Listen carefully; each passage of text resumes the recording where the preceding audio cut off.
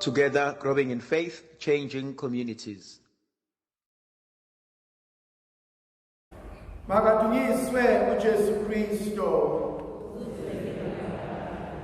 Thandwa zami namhlanje ngifisa ukuba sibuke ivangeli likaMarkus chapter 10 from verse 46 kuze kube verse 52.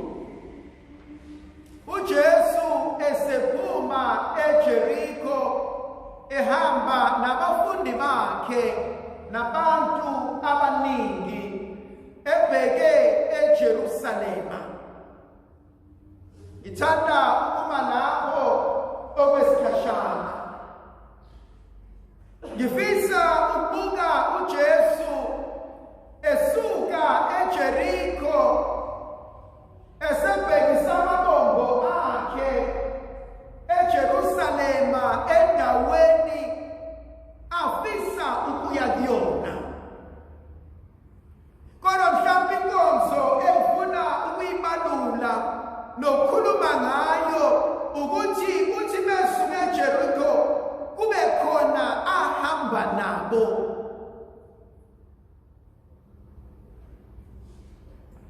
Ngisibuza ukuthi kungenzeka yini ukuba empilweni yami kunezinto engizidonsayo ezinamathela kumina ezihamba nami ezisuka from my past.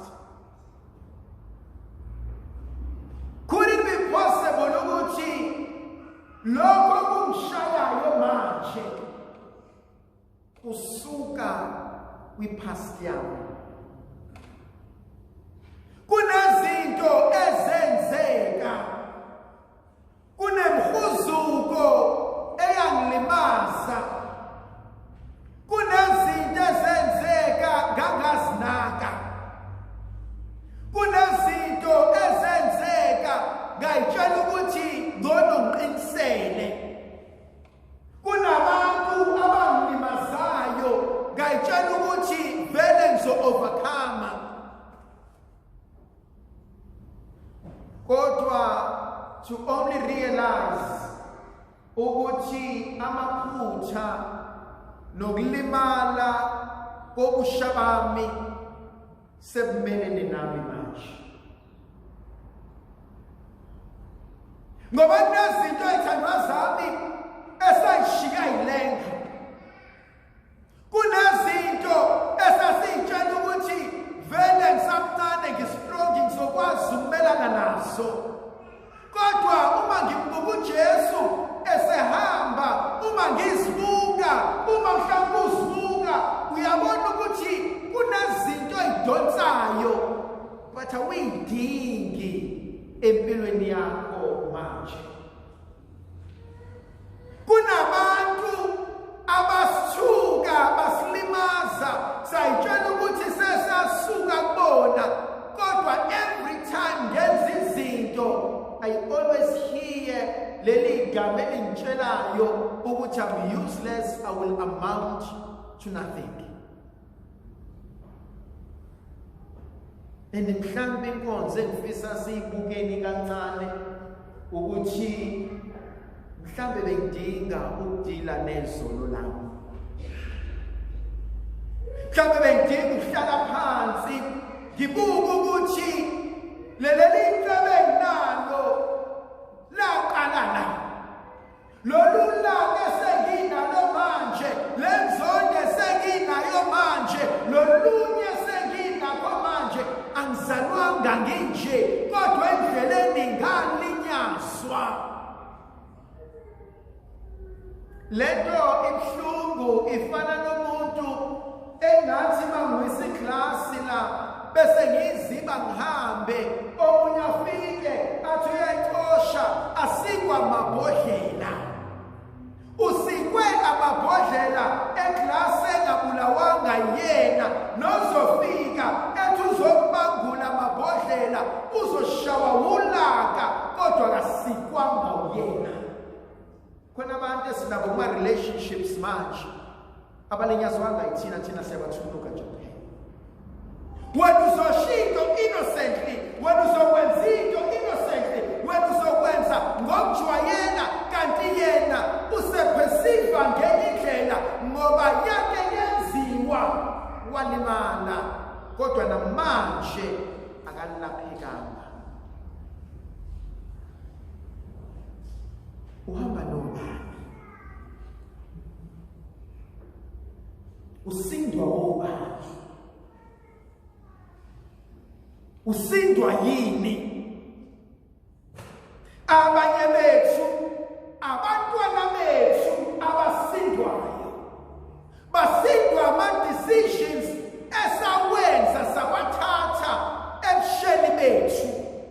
Abanye bethu kunezinto ezenzile siphila under the illusion ukuthi ngiyohlezi ngi-right, ngiyohlezi ngihambe, ngiyohlezi ngi-control, ngikhohlwe ukuthi mina ngiyakwazi ukumelana nakho, kodwa mhlawumbe abantu abangeke bakwazi ukumelana nakho.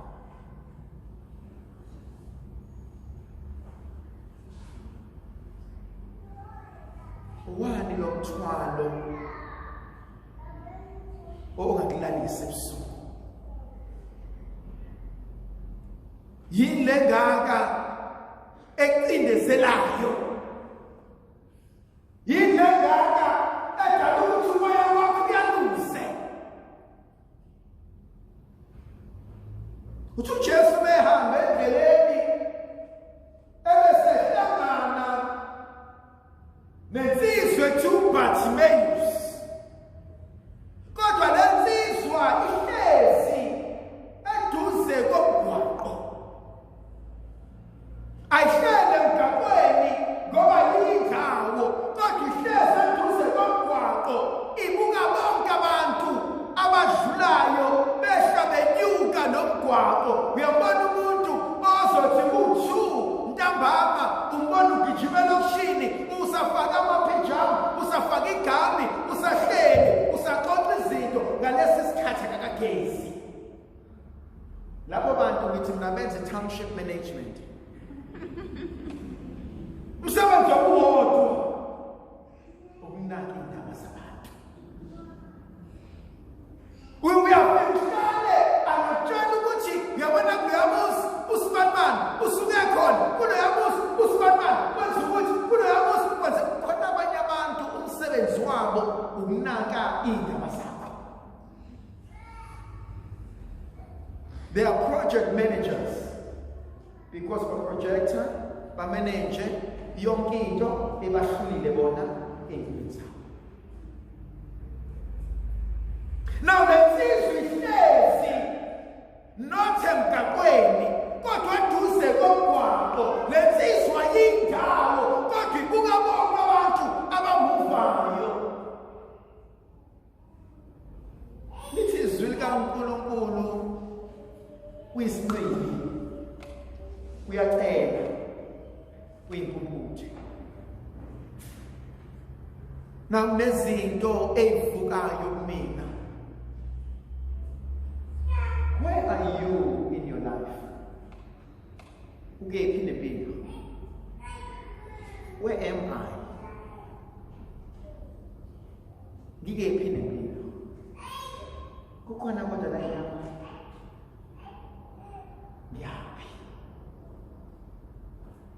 Khona abanye bethu abaphelezela abanye.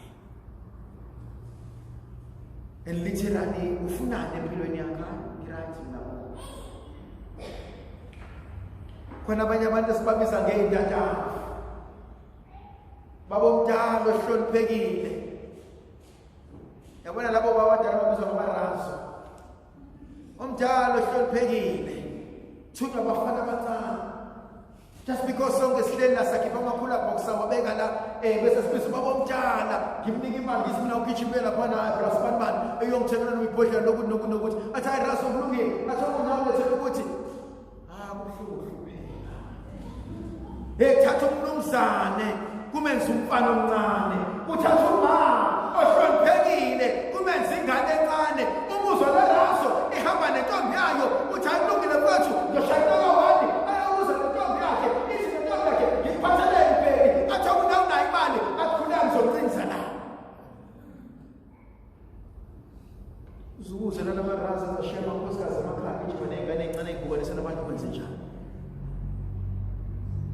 suke intombazane ethi angifundi wakanamali angicele ngabe mantambo zona bala ngihleli khona ukuthi ukephi empilweni ukephi where are you uyazi khona abanye abantu ovuka ekuseni the first thing wevuka ekuseni 24 you're updated on Facebook or WhatsApp or Instagram. You'll spend an hour or two. Once I know muntu ubhizi ufunda ama-statuses abantu. Uyazi ayikho into ebuhlungu ngokufunda nge-success yomunye umuntu wena ungekho successful. Kahle kahle umsebenzi wakhe ukufunda ngabanye abantu ukuze akwazi ukuyotshela abanye abantu kwenzakalani empilweni esifana wesithako sakho. Muphila impilo nokhompyutha nomuntu oku-Instagram, oku-WhatsApp, oku-Facebook, uphila amanga. Very few things that happen in social media are true. Uzopostela athi usemhlanga.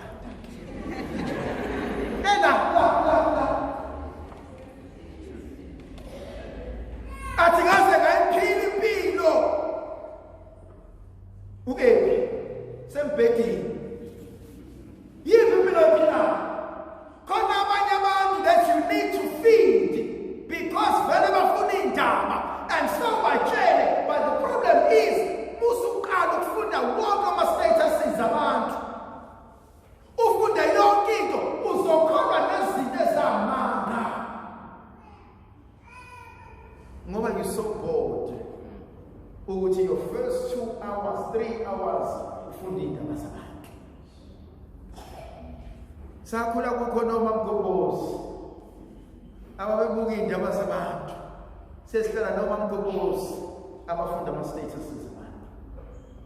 Aqede ufele ukufunda ama-statuses asuka ayobukana ne-TV, aqede ku-TV ayobuka ukudla, uyodla adle, aqede abuke i-TV adlale ngefoni, aqede ayolala avuke abuke i-TV, aqede i-TV adlale nge-status, aqede ayodla, aqede ayolala, sibuye emsebenzini ngaze ngakhathala bewenza hayi bengihleli nje okodwa bengikhathele.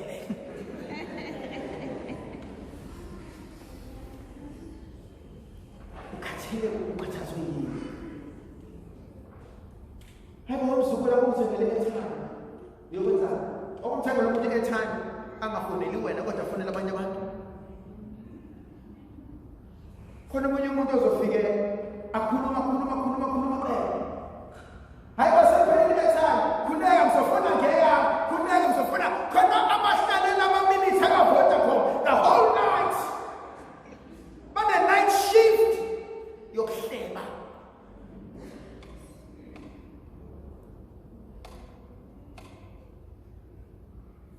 Ukephi ngempilo? Where are you? Yes, sengikhulumile-ke ngaye naqeda ngaye, but uyaqhubeka. Wengephi? And so Bartimaeus uyahlala.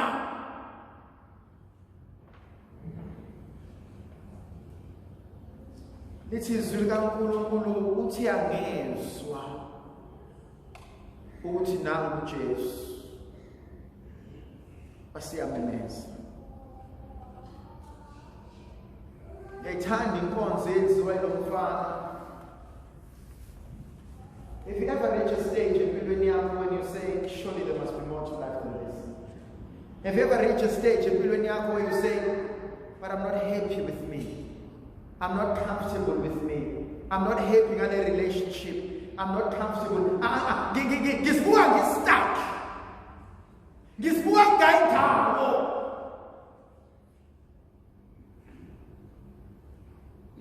Ithi izwi likaNkulunkulu wamemeza.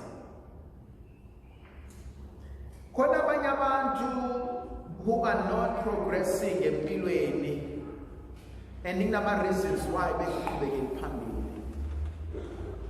The first one is fear. Bayesaba. They fail to understand ukuthi umuntu owesabayo will never achieve anything empilweni. And so ayikho into abazoyenza ngoba baphila nalolu valo lokwesaba, baphila novalo lokuba ama-failures. So fear prevents us from growing. Eyesibili, abantu bazothini. You live your life because ufuna approval yabanye abantu. Hlungu leyo nto. Ngoba umbona noma esemdala uthanda ukudlala, hayi ngizodla uthanda ukudliwa wena. Ufuna siye phansi singaya noma yini. Ufuna empilweni hayi khuleka mina noma yini right ngani nami ngi-right ngabe.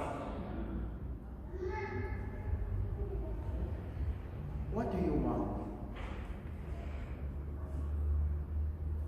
Uyazi khona abanye abantu abane-issue ngawe because ababingelelanga.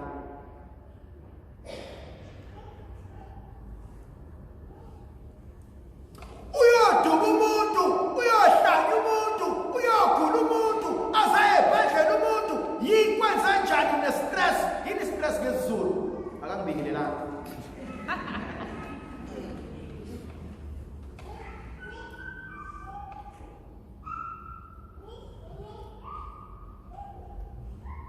We wait for people's approval.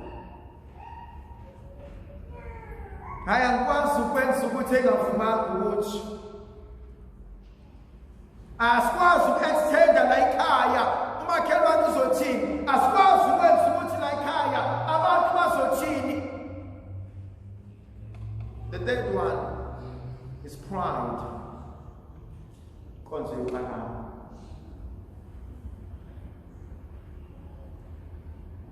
Yashaya inkonzo yophakama. Uyazi khona abanye abantu esibahlonipha because of their title. Khona abantu esibahlonipha because of the cars they drive. Khona esibahlonipha because of imizi abanayo. Khona esibahlonipha because of lama-flashy things abagqoka nazo. Abagijima. Khona abanye abantu ababalona, abaswenkile lana, abayanga koZara, kodwa bayelapha. But you know, sir. And so Mugito, wow! Hey, uzuhlanye nawe ungene ekweletini bayasafika ingoja bahambe bahashahasheni. You spend imali ongenayo impress abantu abangenendaba nawe.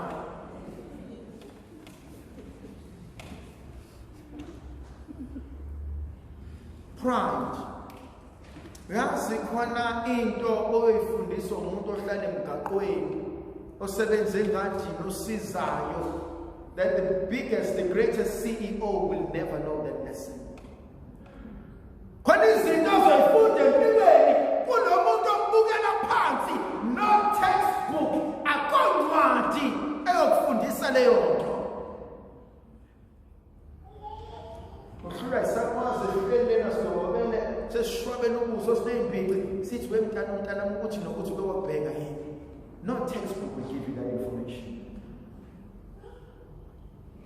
Ahlonishwe umuntu. Sahlonishwe isigaba esingumuntu. Ngoba wazi uNkulunkulu ubekeni yena. Ngiyayithanda inkonzo yomfana okumemezayo. Okabalasayo. No man, I need help. That's a big step to healing. I need help. Ngokwami ngikwazi ukuzenzela. Yazi wawayibamba into yaphuthuka esandleni. Wayitshela ukuthi ukhona, wayitshela ukuthi no.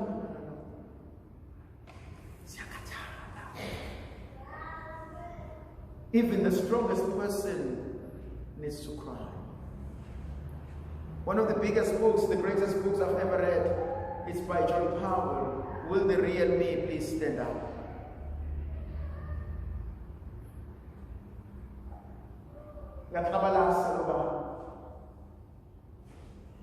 The more ememeza abahamba noJesu bayamthulisa. Yangithusa lenkonzo. Abantu engabibona abangisizayo ibona abajabula ngami. Abantu engabibona abangisekayo ibona abahlekisa ngami. Abantu engiyebona ngixakekile ibona abaveza izinto zami nabahlala zami. Athi uJesu kube lokhu bekwenziwe isitha sami yabo bancane, kodwa inkinga kwenziwe bengidla la iswini. Engimshiyele ibele, engimfundisile ngakho konke, engidele konke ngaye.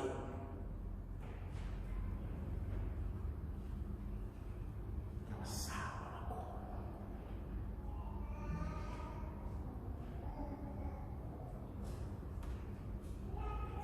Ngoba kuyibonke abantu benawo batshela ukuthi banenhliziyo.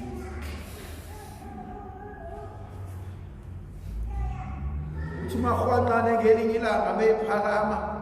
Ithi kehle lijala wepholoba ngithi mkhulu.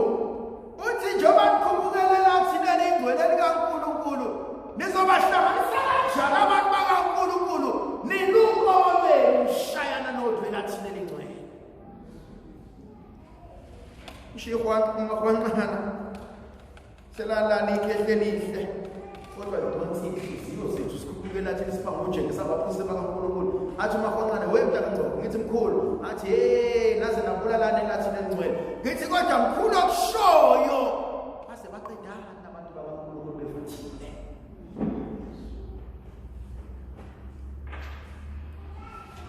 But the more them tell ukuthi akakhulume, athule, the more he shouts. Lithi izwi likaNkulunkulu uJesu wama. Ngiyayithanda ngonyama yomndeni kaJuda because noma kuthiwa kunomsindo, noma kuthiwa kunemvunge, noma ngathiwa kunani, but there comes a time la uJesu khona ethi wait, khona umsindo engizwayo. Baswela abantu abakwazi ukuhabalaza, abakwazi ukukhala bathi Nkosi mawungangedluli, athi izwa amazwi ami. Lapho babiza abanye athi mawungizwe nami. It doesn't matter how long it takes, kodwa ekugcineni uzakuma ebesebuza umbuzo wodwa. uJesu mebona uBartimaeus uthi ufuna ngikwenze lento. Thandwa zami, ngifuna namhlanje. Ufuna uNkulunkulu akwenze nini? Lethi izwi likaNkulunkulu masuku uBartimaeus kunengubo ayilahla phansi athi nacu athi Nkosi sengihlale nalijazi kodwa lingisizi njengamanje. Yabona there comes a time uma ngifuna ukuba serious ngempilo yami, I need to let go of certain things and certain people. It was good while it lasted, kodwa angikwazi ukuya nawe kwikusasa lami because uzongivimbela. Ndlovukazi yezwi la ibenathi siphose sizivikele isikhanyisele sinika amandla negrasi elivela kuNkulunkulu ngegama likayise benendodana nomoya ocwebileyo.